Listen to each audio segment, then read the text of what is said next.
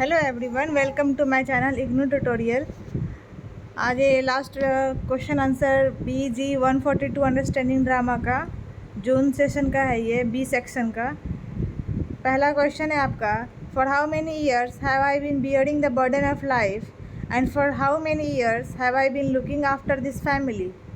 तो ये जो आपका कॉन्टेक्स्ट है, ये लाइन है, वो लिया हुआ है ऑल माई सन्स से।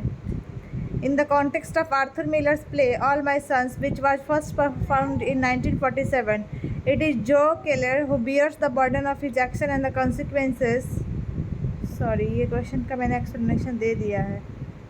ये क्वेश्चन है आपका। Sure, he was my son, but I think to him they were all my sons, and I guess they were. The quote you provided, आप इस तरह से इसका आंसर लिखोगे कि the quote you provided is from the play All My Sons by Arthur Miller. ये जो play है आर्थर मिलर का ऑल माई सन्स, उससे लिया हुआ है। In this particular scene the character जो Keller is reflecting on his action and the consequences they have had on others. इसमें उन्होंने ये बताने की कोशिश किया है कि जो एक्शन उन्होंने किया है उसके क्या क्या कॉन्सिक्वेंसेस आए हैं दूसरों के ऊपर, और पूरा इसका क्या एक्सप्लेनेशन होगा वो देखते हैं। Here, Joe Keller is expressing his realizations that his action, motivated by a desire to protect his own family, have had far-reaching consequences that had affected the lives of others as well. Joe Keller ने जो action लिया था उसकी वजह से कितने लोगों की लाइफ अफेक्ट हो गई थी। वो जो फौजी थे एयरक्राफ्ट में क्रैश के टाइम पे उनकी डेथ हो गई थी। He acknowledges that in a broader sense all the young men who were impacted by his choices were like his own sons। और उनका कहना है कि अगर कोई भी इंसान इस तरह का एक्शन करता है तो वो अपनी चॉइस उसकी नहीं होती है, उसके कुछ अदर फैक्टर्स होते हैं जिसको ध्यान में रख के वो कोई एक्शन ले लेते हैं और उसके बाद उस दर्द को बार बार उनको भुगतना पड़ता है। This quote reflects the theme of personal responsibility and the interconnectedness of individual action with the well-being of society as a whole। तो कोई भी एक्शन अगर आप लेते हो तो उसे आप दूसरों के वेल-बीइंग और सोसाइटी के वेल-बीइंग को ध्यान में रख के लें। ये नहीं कि अपने सिर्फ सेल्फ मोटिवेशन के लिए कोई एक्शन करें। Which is central theme in the play All My Sons. और इस पूरे ऑल माई सन्स प्ले में यही समझाने की कोशिश किया गया है कि आपका एक्शन से सोसाइटी पे और दूसरों पे क्या इफ़ेक्ट पड़ता है। तो ये जो पहला है सेक्शन बी का A question number, and B1 is the longer two people live together breathe the same air the more interest they become one another. ये जो आपका लाइन है वो लिया हुआ है हाफ वे हाउस से, जिसे हम आधे अधूरे भी बोलते हैं इस प्ले का नाम, और ये राकेश मोहन जी के द्वारा लिखा हुआ है। In the context of a halfway house or any living arrangement where individuals spend a significant amount of time together, the phrase longer two people live together breathe the same air the more strange they became more one another suggests that prolonged proximity and familiarity can lead to a sense of detachment or emotional distance between individuals। इसमें ये बताने की कोशिश किया है कि जितना आप एक दूसरे के क्लोज रहोगे उतने बॉन्डिंग्स अच्छे बनते हैं, और आप डिस्टेंस मेंटेन करोगे तो डिटैचमेंट होगा और एक दूसरे के बीच में डिस्टेंस पैदा हो जाएगा। Living together and sharing the same living space can initially foster a sense of camaraderie and mutual support. अगर एक दूसरे के साथ जब कोई रहते हैं तो वो म्यूचुअल सपोर्ट एक दूसरे को कर सकते हैं। However as time goes on people may become more aware of each others flaws idiosyncrasies और डिफरेंसेस इन ओपिनियन। और एक दूसरे के साथ रहते रहते समय के साथ ये भी पता चल जाता है कि किसके किसके कैसे ओपिनियन है अलग अलग।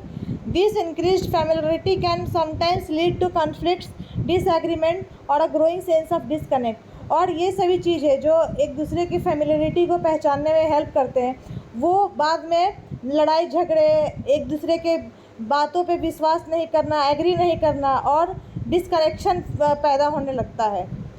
Furthermore, in a halfway house setting, individuals may be dealing with personal challenges such as overcoming addiction or transitioning from a correctional facility back into society।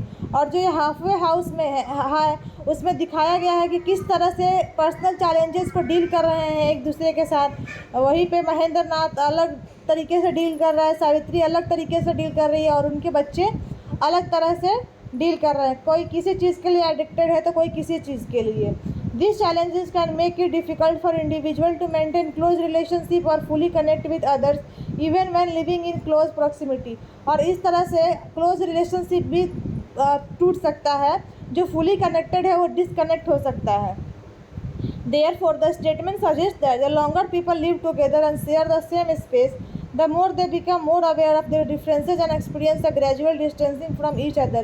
इसलिए अगर कोई भी इंसान एक दूसरे के साथ लंबे समय तक एक साथ रहता है तो उनके डिफरेंसेस क्या क्या हैं, किस तरह से उनके एक्सपीरियंसेस हैं, वो समझ में आता है। It highlights the complex dynamics of human relationship and the potential for restraint or detachment that can arise over time.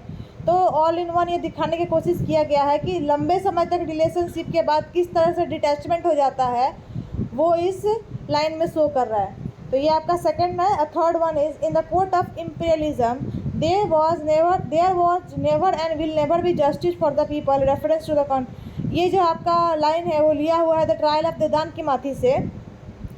इसमें देदान कीमाती ने ये लाइन बोला है उस प्ले में, जो राइटअप्स है नगुगो का।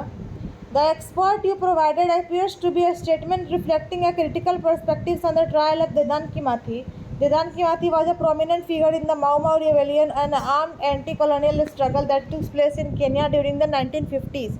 जो Mau Mau मूवमेंट हुआ था उसमें देदान कीमाती ने प्रोटोगनिस्ट का रोल प्ले किया था, और ये जो हुआ था वो केन्या में हुआ था 1950s में।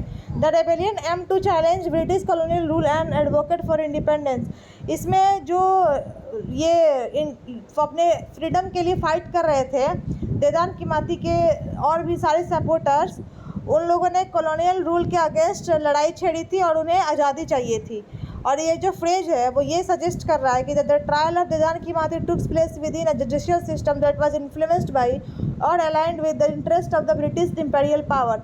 और जो लाइन है ये सजेस्ट कर रहा है कि जो जुडिशियल सिस्टम्स थे जो ब्रिटिश रूल कर रहे थे, उन लोगों ने इन लोगों के जो पावर है उनको छीन रखा था और अपना गुलाम बना रखा था, तो इससे वो लोग बहुत इन्फ्लुएंस्ड हो रहे थे। It implies that the court proceedings were biased and not truly impartial favouring the colonial authorities. और इसमें यह शो करने की कोशिश कर रहे हैं कि किस तरह से कोर्ट में बायस तरीके से जजमेंट दिया जा रहा है और लोगों के साथ भेदभाव किया जा रहा है। The statement further asserts that justice was absent and unattainable for the people, implying that trial was unfair and injustice. तो ये सभी चीज़ें जब कोर्ट में आ रहे थे किसी भी केस को वहाँ के लोगों का, तो अनफेयर तरीके से और अनजस्टिस तरीके से उन लोगों को जस्टिस दिया जा रहा था। This view point likely reflect the belief that the British colonial administration use the legal system as a means to suppress the Mau Mau movement and maintain their control over Kenya rather than upholding principles of justice and fairness। और जब Mau Mau movement start किया था देदान कीमाती और उनके supporters ने, तो उसमें जो ब्रिटिश रूलर्स थे उन लोगों ने ज़बरदस्ती इनके साथ और गलत करने का कोशिश किया, पकड़ कर जेल में डाल देते थे, मारते पीटते थे, खाना नहीं देते थे। तो इस तरह की चीज़ें जो ये माऊ माऊ मूवमेंट करने वाले थे और उनके सपोर्टर्स थे, उन्हें लगता था कि उनके साथ इनजस्टिस हो रहा है, फेयर तरीके से नहीं ट्रीट किया जा रहा है। It's important to note that interpretations of historical events can vary and different perspectives exist regarding the trial of Dedan Kimathi. This particular statement reflects a critical viewpoint that highlights the perceived flaws and biases within the court proceedings in the context of British colonial rule in Kenya. तो all in one आपको इस तरह से answer को present करना है अपने paper में। और ये जो तीन है देदान कीमाती और ये आपका हो गया All My Sons and Halfway House, इन तीनों में से ही आता है। बस आपको स्टेटमेंट्स याद रखना है और स्टोरी याद रखना है, एक्सप्लेन आप खुद से भी कर पाओगे। बस किस तरह से प्रेजेंट करना है वो आइडियाज़ मैंने आपको यहाँ पे दे दिया। आप लोगों का कल पेपर है। All the best everyone, do your best.